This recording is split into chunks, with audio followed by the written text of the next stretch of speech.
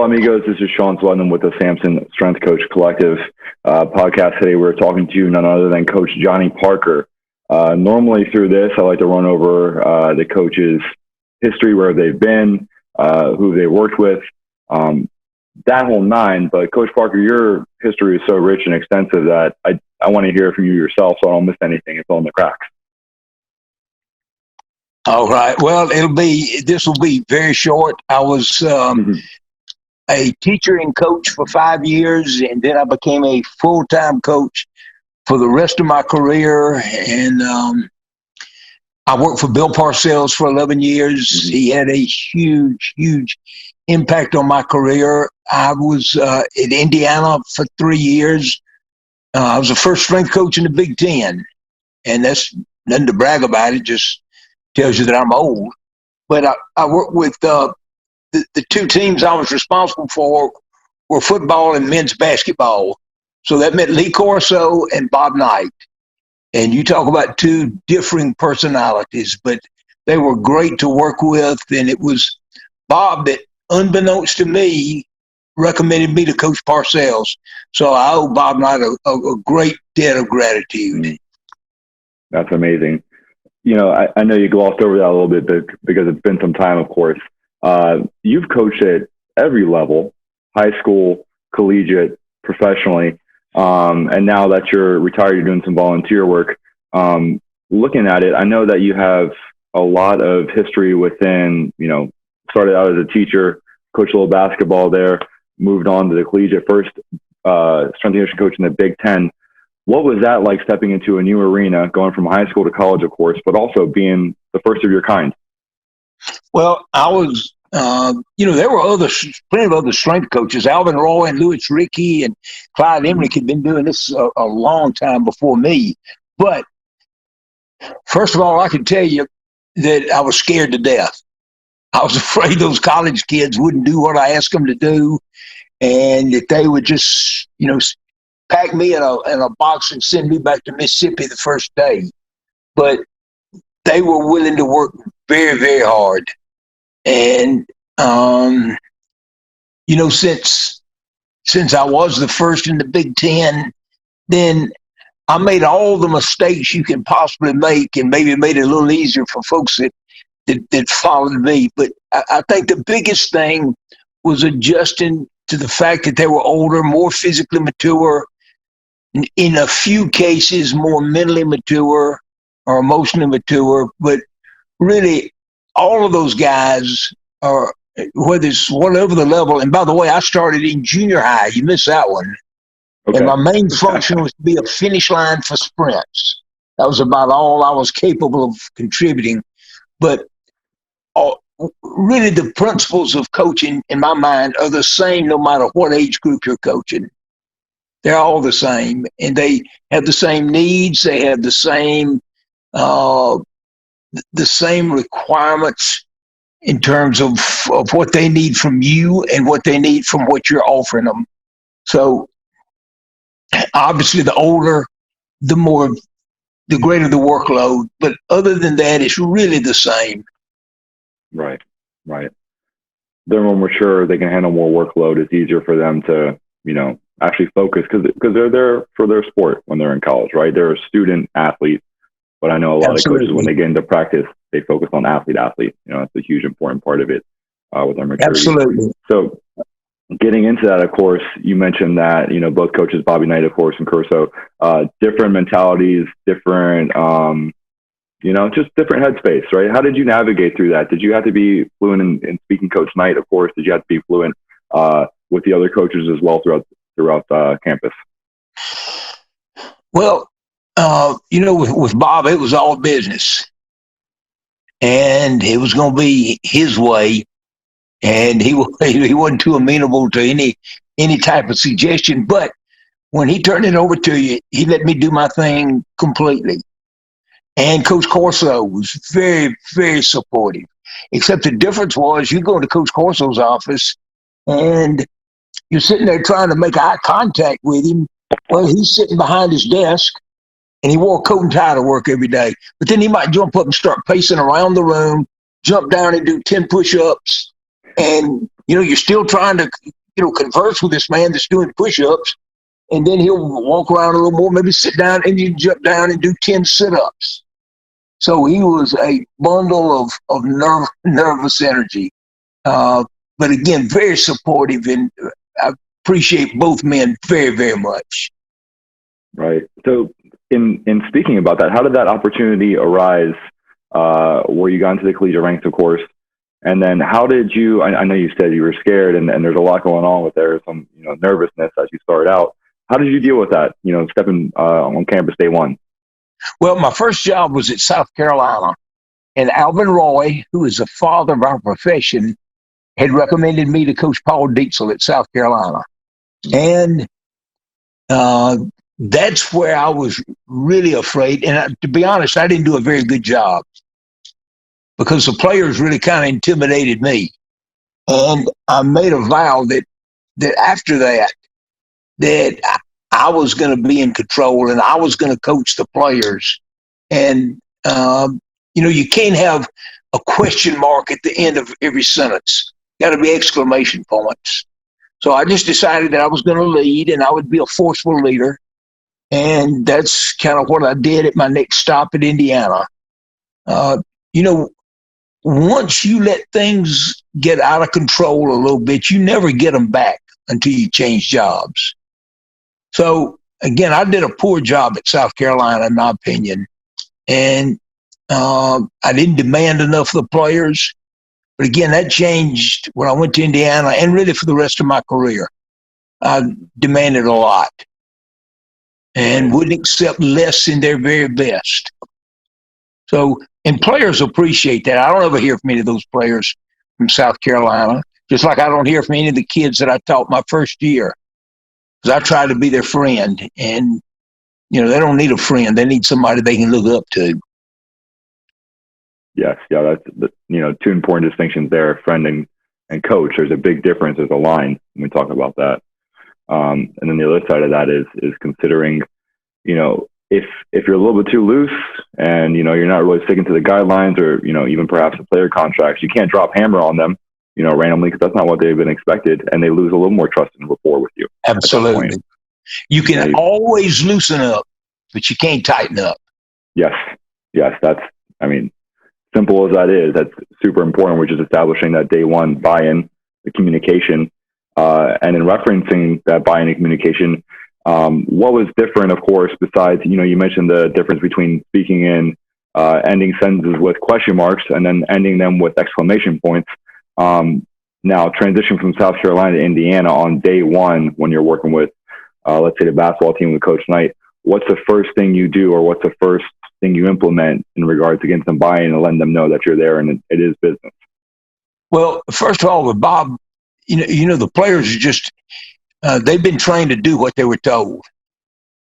Now, football, that's a bigger operation, a lot more guys, a lot harder to have that exact discipline. But with them, the first team meeting, I never had a team meeting with basketball. Just when it was time to work out, they came to the weight room and we worked out. But I had Coach Corso wanted me to speak to the team in Indiana. And the very first thing I said after he introduced me is get your feet on the floor and get the hats off your head.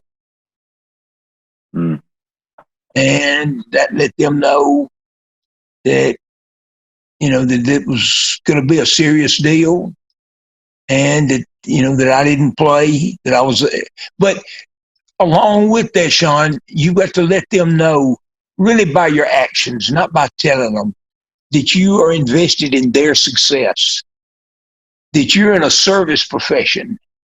You're there to help them make their dreams come true, and that it's very important to you that they succeed. So, but as you and I talked about, I think every relationship between coach and player, teacher and student has got to begin with an element of fear. Not necessarily physical fear, but a fear of being called out, a fear of being embarrassed, fear of losing your position. There are a lot of things that they can fear. And then that evolves over time into personal respect. Boy, this coach, man, they don't play. Boy, they're serious. I don't want to get on their bad side. But then that coach really knows what they're talking about. They're really helping me. Tell you, he's tough, but he is really helping me get better. And then the third step is, and there's no timeline for any of these, and you might not ever get out of the first phase of just fear. They might not respect you for whatever reason, but fear, personal respect to professional respect. Right. And that is that, well, I'm telling you, this coach is really, really helping me. I think I misspoke on the second is personal respect. He's tough, but he's really a good guy. He really cares. And then the third step is that, boy, he is really helping me get better. And nobody has ever talked to me like this coach does. He believes in me. He thinks I can do something. I want to do my best for this coach because I don't want to let this coach down. I don't want to disappoint this coach. Then the fourth step and the ultimate is that I like this feeling of doing my best. I've never done that before. It really feels good to do my best. Coach has got me doing my best in the weight room, and now I'm doing it in class. And I'm going to continue to do my best because I don't want to let myself down. So fear, then personal respect.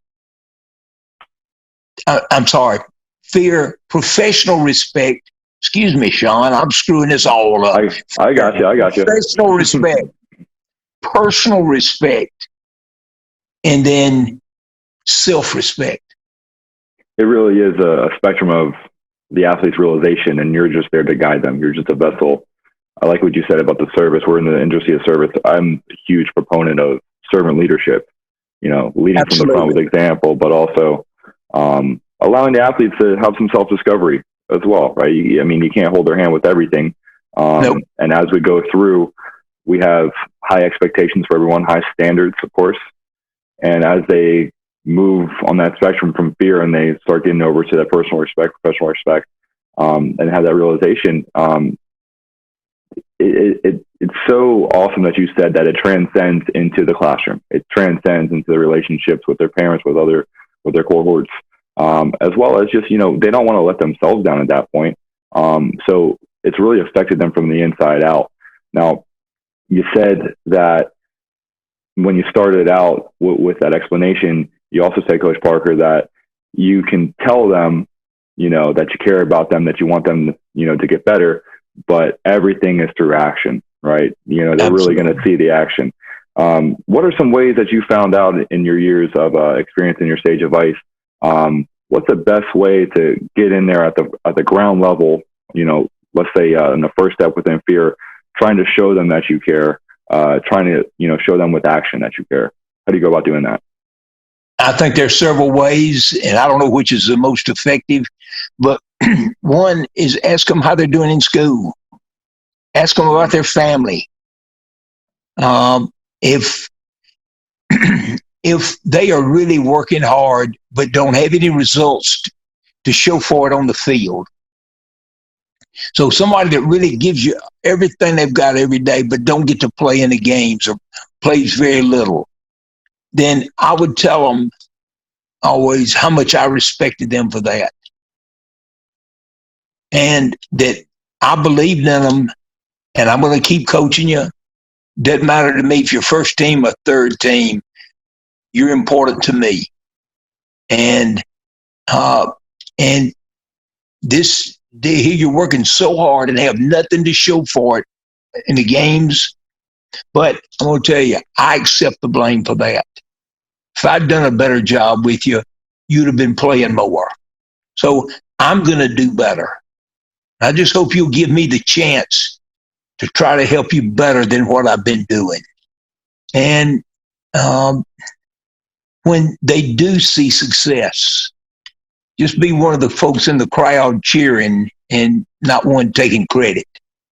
So it's whoever it is, the player, just, I would tell them, hey, you're doing really good. I'm so happy for you. And I'm proud of you. And it just shows that hard work pays off. But I spent more time with the guys that were down the line, the kids in the classroom that weren't the best students or the most popular, or in sports, the guys that weren't necessarily the starters or the stars. Wanted to make them feel important.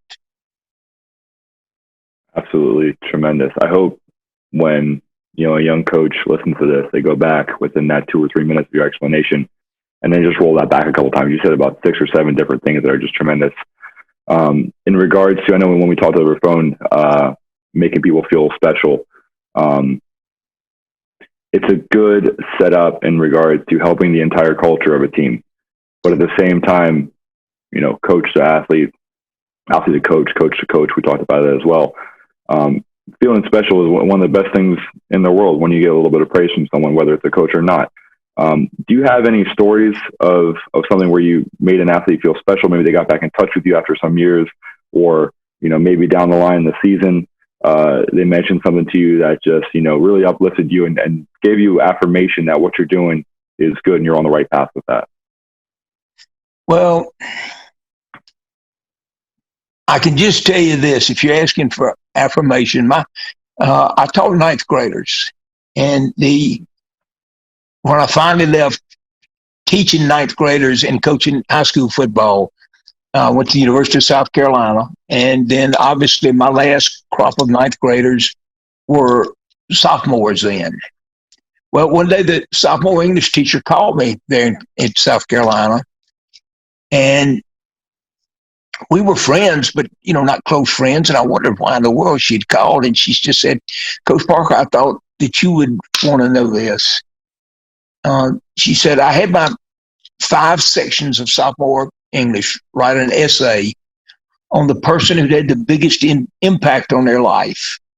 It could be a parent, it could be a sibling, it could be somebody in history, somebody they'd met, somebody they'd never met, somebody living, somebody dead. It could be anybody.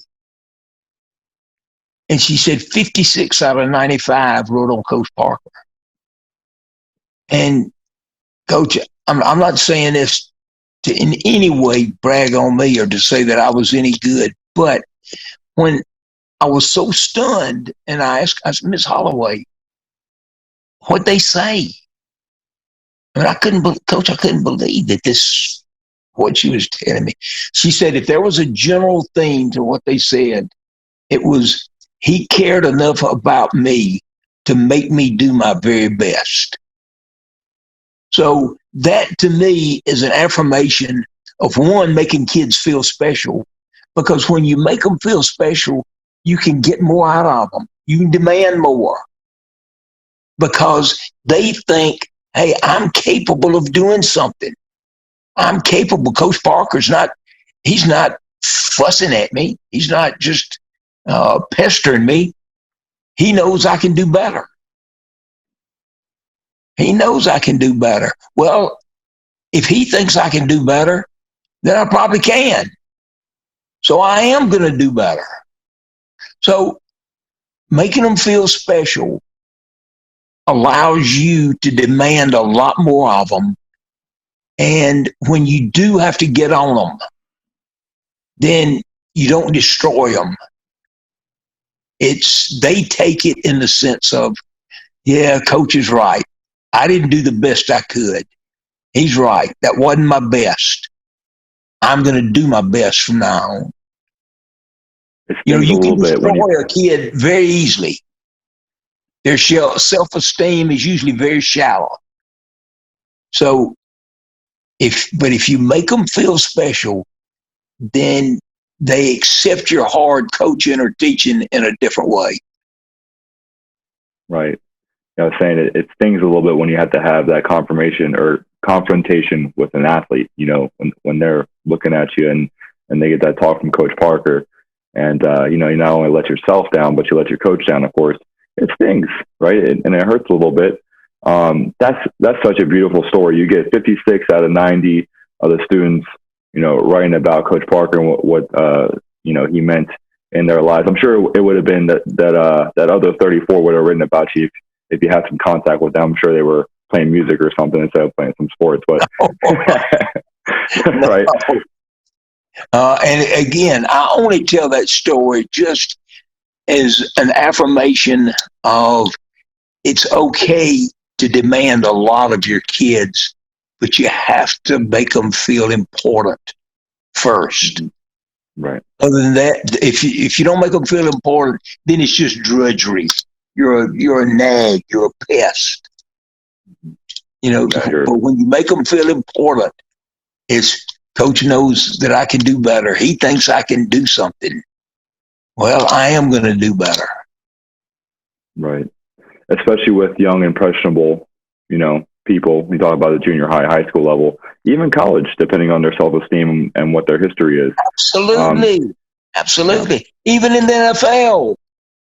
Because after all, name me another profession you can be in where they're trying to draft somebody to take your job every year. Right. There's a young buck every year coming out of college that is fresh and ready to roll. Absolutely.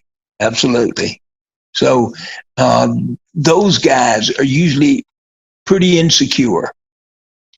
On the surface, they might be pretty brash and cocky, but you scratch the surface and they are pretty insecure. And it's time to get into that. I'm sorry? It can change in a moment. No, it can change in a moment. That's right. But you got to get to know them first before you can touch them in that way. Absolutely. Right. But I just thought I learned after my first year that it was my job to find out as quickly as I could what each person was capable of and demand that every day. Every day. Not what they were capable of that day. Their best every day.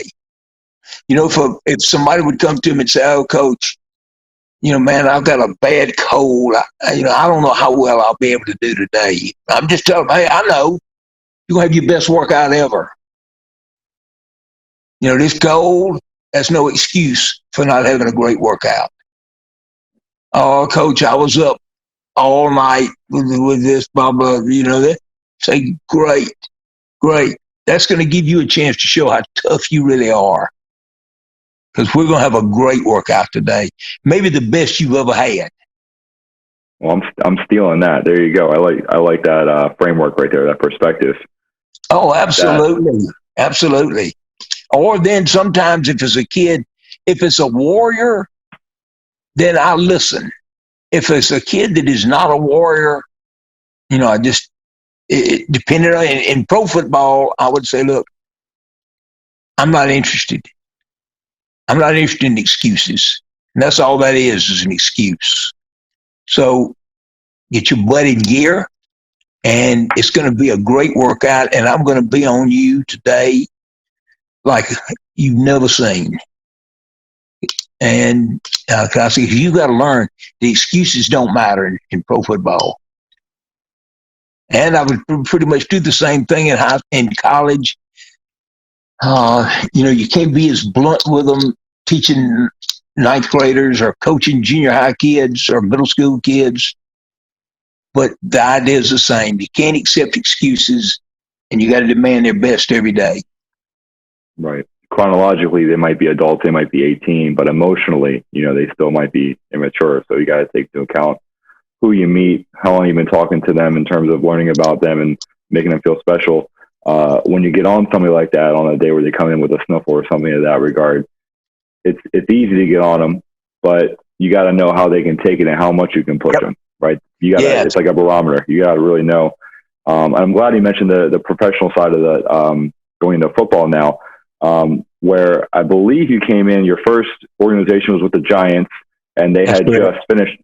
They just finished a season where they were 3-12 or something of that nature. They didn't do so hot when you came in. With that, how do you bring a culture with the package of Coach Parker on day one and really establish? I know you're going to go into, who the head coach was, of course.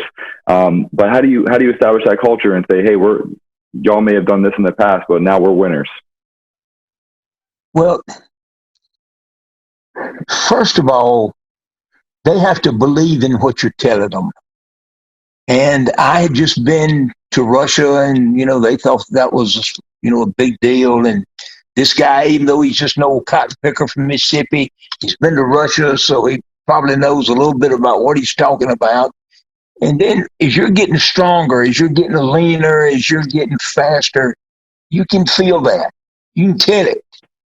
So the idea with those guys is, first of all, to make myself available anytime, day or night, they wanted to work out. There was a crew that would come in at 5:30 every morning, but you could come in at 5:30 or 5:42 or 6:18. You come in anytime you want to, and that way there wouldn't be any excuse for, well, I had to do this today. So, and then it was all free weights. There was no sugar in the workouts. And so it was hard. And when you work really hard at something, you feel pride in yourself. So I don't know that I had anything to do with establishing any kind of culture, but it was not a place where you could just screw around. It's not a place, where you could just do what you wanted to do. And it was not a place where, if you didn't feel it, you do a couple of sets, make sure I wasn't looking, and then go on to something else, and skip stuff. So,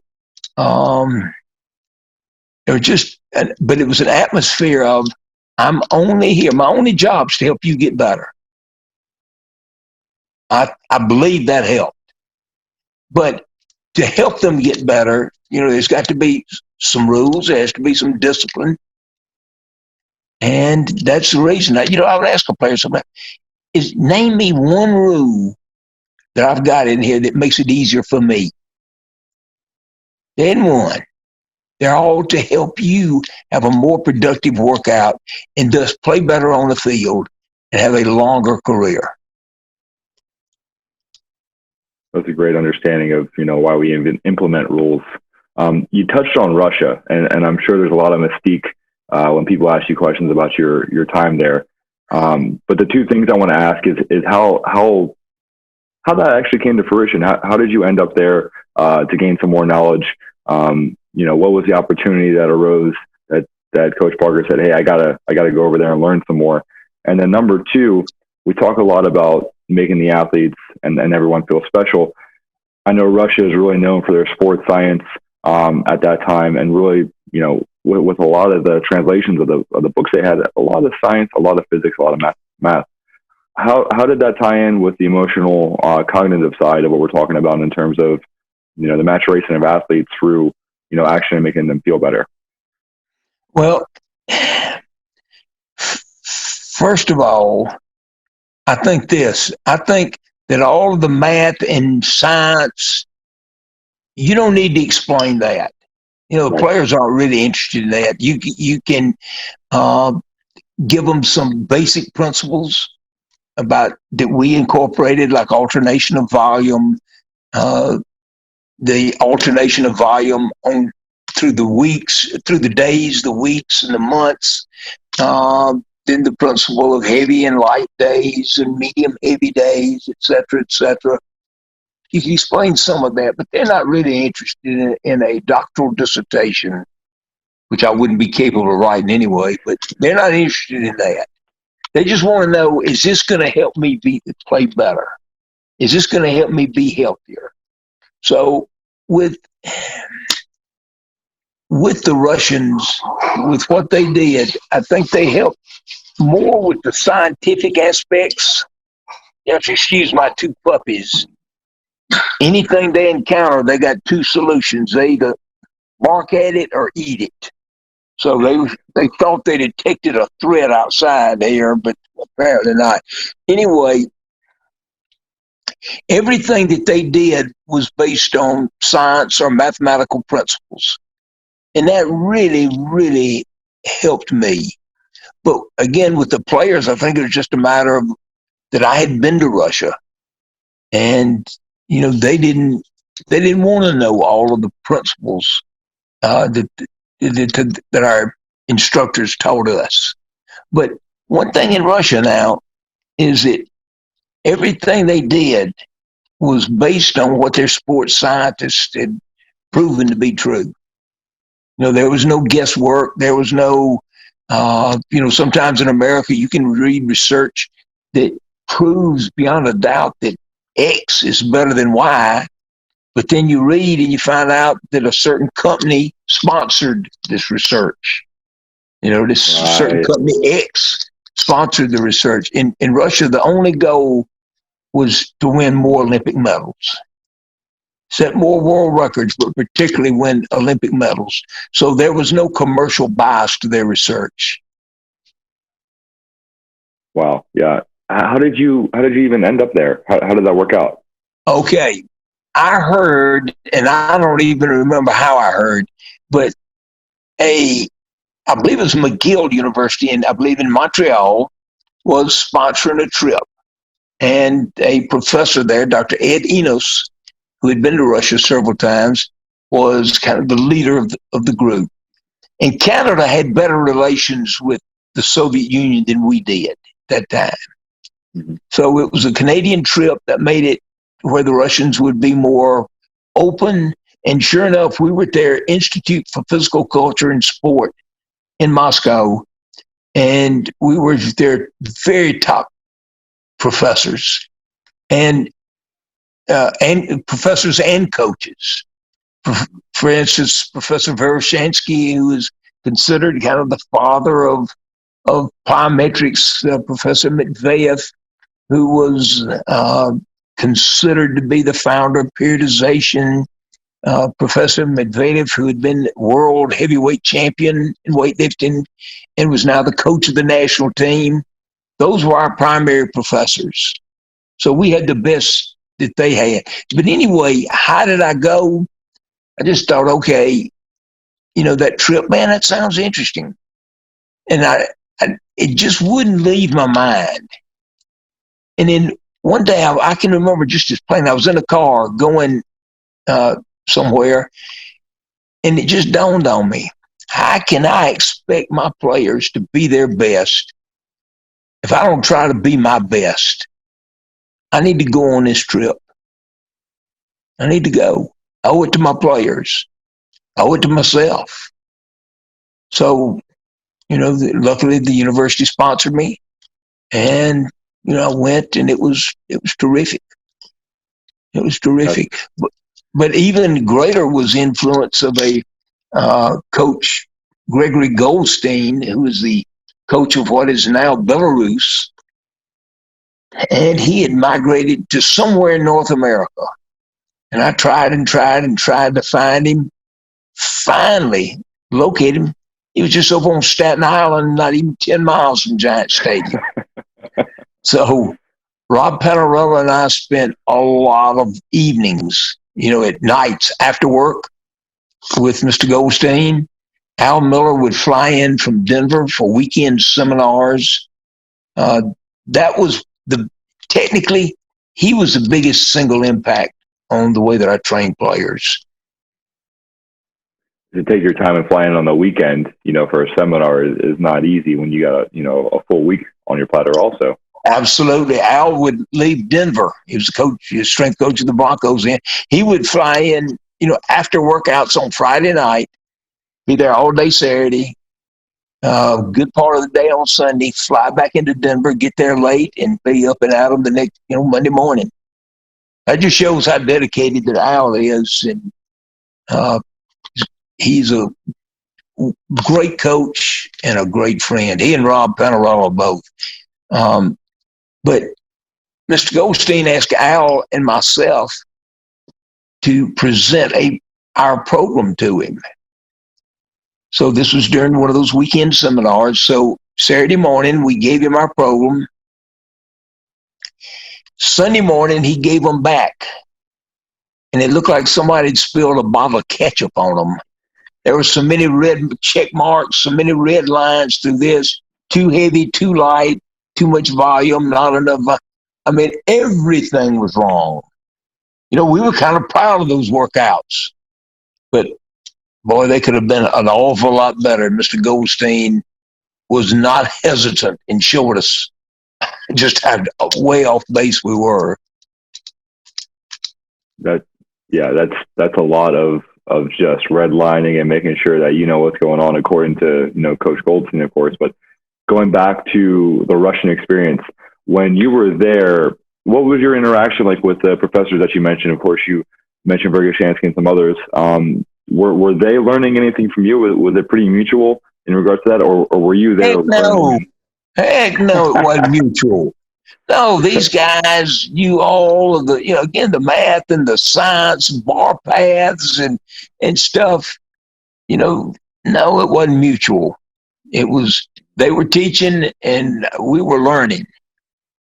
So, I mean, they were in a different league, a different world in terms of knowledge. With that experience, it would be expected, after having your work and your stuff revised by Coach Goldstein, with Belarus, and now that he's across the bridge almost over in Staten Island. What you got at that point? You got to write a book, right? So can we talk about the system? And of course, it's called The System Soviet Periodization Adapted for the American Strength Coach, and the work there that inspired you to try and help the American Strength Coach after your time in Russia. Well, first of all, Al and I agreed that this system or method of training or planning training gave us a competitive edge. And we agreed really not to share that with anybody while we were still actively coaching, except our closest friends. And so over the years, we kept waiting for other people to adopt this method. It wasn't just something that Mr. Goldstein taught us. It was in all of the Russian books that Bud Sharga translated. And so we kept waiting for people to do it and kept waiting for people to do it. And nobody ever did. Nobody ever adopted this type of training. And so we just decided, kind of as a parting gift to the profession, that we would share our experience with this system of training with strength coaches that were interested in learning it. And the response has been very good. I know this, that nobody who's ever adopted this has ever gone back to what they were doing before. Tremendous. There's so much work out there. Again, we mentioned Vergashansky, Bondarchuk, and the others. So many resources out there, but nobody's tapping into them. So you got to make something that's more digestible for the coach. And like you said, as a parting gift, that's beautiful to attempt to kind of put all that knowledge in a blender and make it more digestible for the American coach who's been just not aware of what's going on in their surroundings, over back east. Well, I don't know about awareness or any of that. It's just maybe resistance to change. This is the way I've always done it. I can't answer as to why people didn't do this. But again, more and more people are. And again, I've not had one bit of negative feedback. Not one bit. So, and you sure wouldn't get any from Al or Rob or myself. We've been very pleased and very blessed, very grateful to have had the chance to learn this. Right.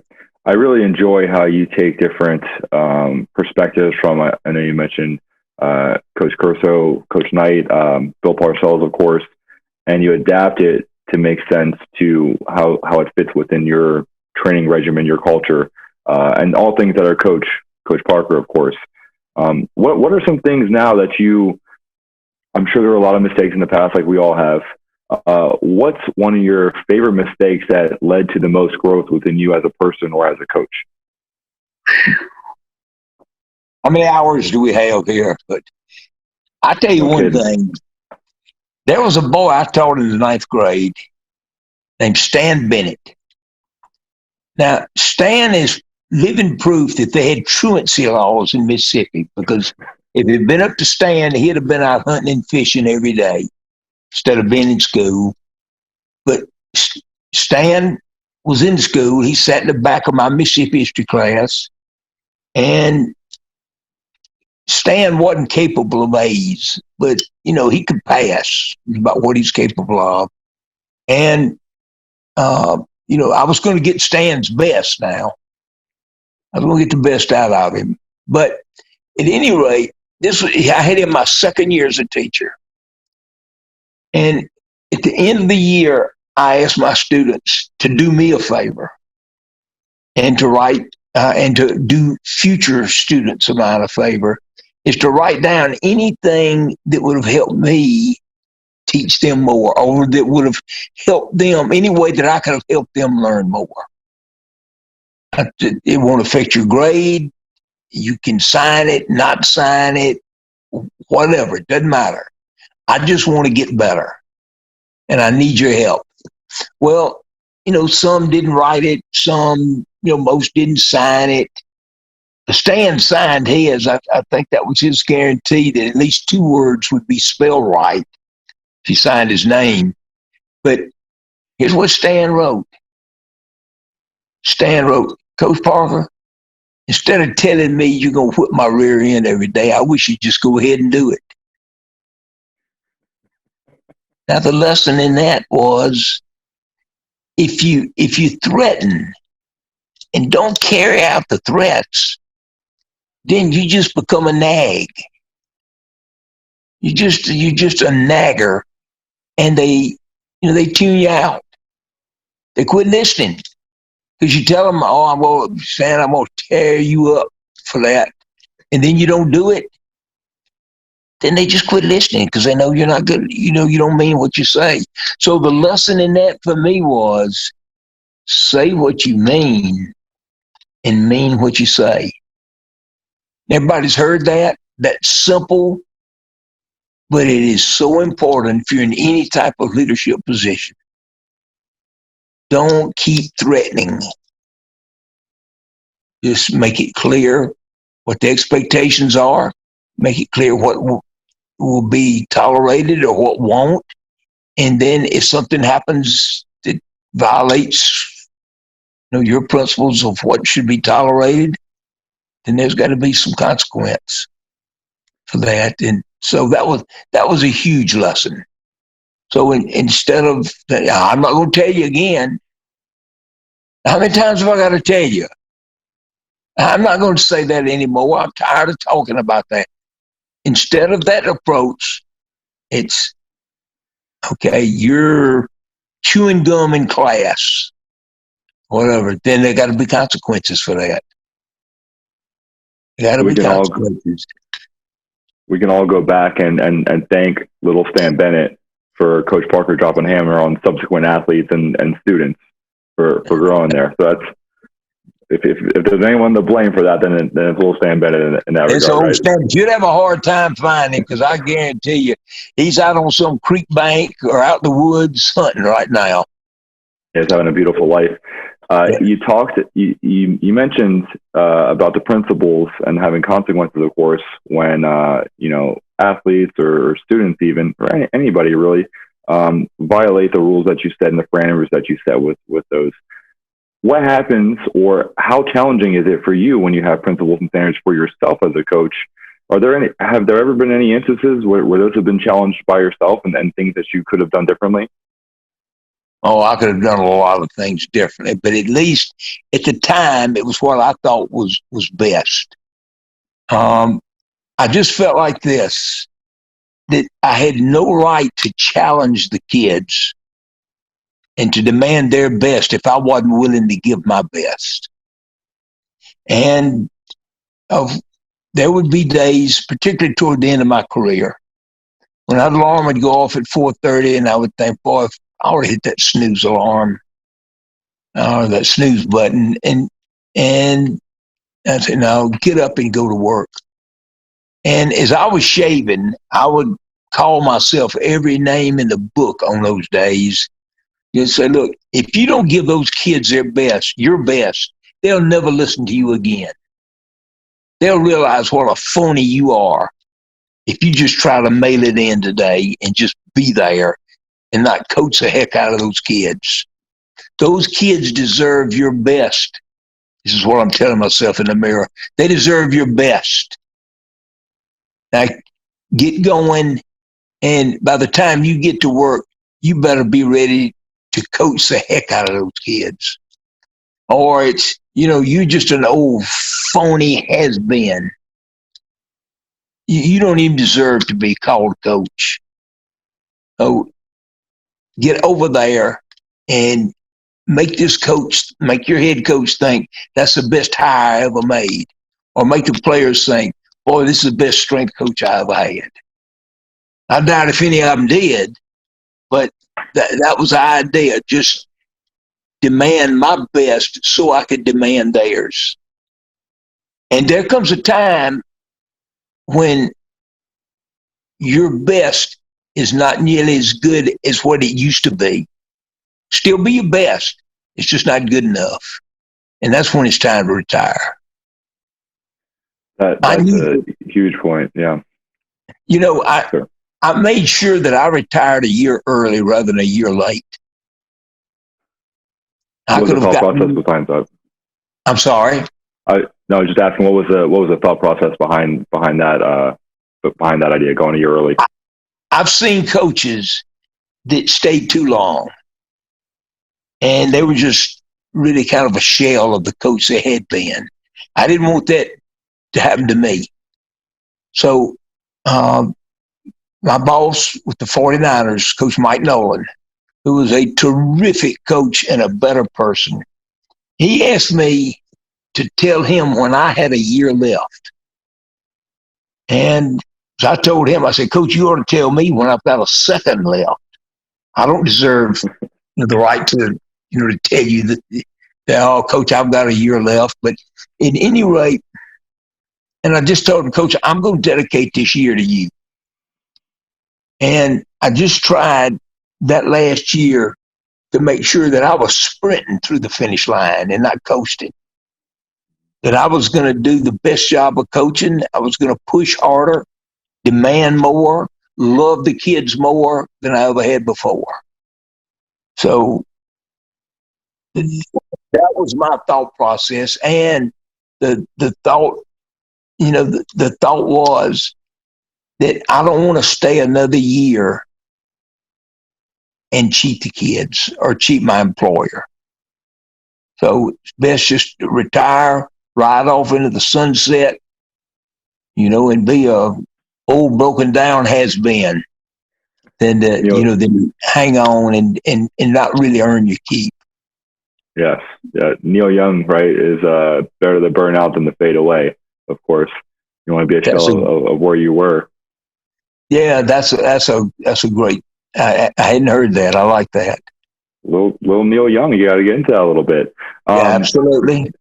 That last year when you were talking about sprinting through and just giving it your maximum effort, I'm sure there were times that you sat in your office or you get done with some athletes, you take a deep breath and you say, "Man, this is my last year. This feels good. I'm doing it. This is fantastic." And you kind of have some either epiphanies or just some come to Jesus moments. Right. Of course, there was a couple of those, I'm sure.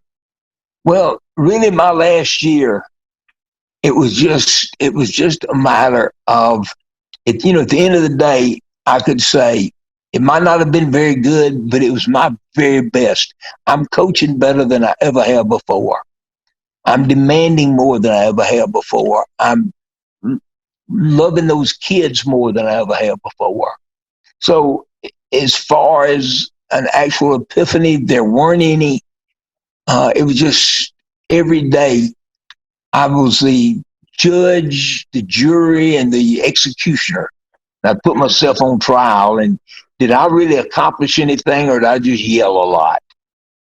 And probably I just yelled a lot. But I did think that I taught more, tried to teach better than I ever had before. So maybe not, but that's what I thought. You got to find ways to connect with them, even when, you're at the, the last workout or the last training session or the last year, of course, there's always something that you got to reflect. Even on day one, you got to reflect and make sure that you're doing things right. Because again, you demand the best of yourself, the athletes demand the best out of themselves, and in between as well, you got to reflect. You got to have some time for that, some space, some headspace for it. Absolutely. And I'll just tell you, this is a problem, and I hope that anybody listening I hope they have a different mindset. But really, when I would reflect, I would just think back on the things that could have done so much better. And that's not healthy, and that's not because it's the past. As long as you're trying, as you are getting better, you can just deal with the mistakes of the past. But I just thought about kids that got better in spite of me rather than because of me. And techniques that I could have taught, or motivation that I could have been better at, or making this kid feel special that I could have done better. So that's not healthy and that's not good, but that was me. Those are very potent seeds for further growth, throughout the career. What now talking about what you're doing now, I want to roll out the red carpet as we put the bow and ribbon on this. What are you doing now? What's been Coach Parker's headspace after finish up with coaching? And I know we talked about some volunteer work. I did a good bit of volunteer work on a regular basis at Countryside High School in Clearwater, but I'm not physically, at least I haven't been for a couple of years, physically able to do that at a level that I would feel that I was helping. So now I spend a lot of my time on the phone with coaches that call with different questions, different issues, different types of things they want to talk about. And if I just leave my phone number with y'all, and feel free to call anytime about anything. But my number is 727-415-8236. And again, I'd be honored to speak with anybody. That doesn't matter if you're an intern or a graduate assistant or you're the head guru. I would be honored and flattered to help any way that I can. So feel free to call. There's no money involved unless you think I ought to pay you for wasting your time. I'm sure it's the opposite way around. That's so rare that a coach would, give out a phone number. It shows a lot about your character, of course, and how much value you really do have to add. Thank you so much. Thank you. I don't know about that, but I've made every mistake known to man, and I could maybe help, some of your folks avoid some of my multitude of mistakes. I will say that I do appreciate you saying that, because as a young strength and conditioning coach now, we're standing on your shoulders. So all the mistakes that you've made that we've learned from you, and other coaches as well, of course, and the coaches you learn from, I'm here to try to bypass all that so I can help my athletes even more. So I got to say thank you, number one, for, writing, of course, spending your time, devoting yourself, making mistakes, so that me, and then further down the line, trying to coaches past that, for future generations, that are going to remember your name as well. We're so thankful for that. We want to honor you for that. That's a huge deal. Thank you very much. This was certainly an honor to me to be on your podcast, and I would sure look forward to hearing, from anybody who thinks that I could help in any way. That would be a great honor for me. Yes, sir. Again, Coach Parker, thank you so much. Thank you so much for your time. I hope you have a good weekend and enjoy yourself. All the health and blessings to you. Thank you very much for having me. I really appreciate it. Yes, sir. Ciao. Record.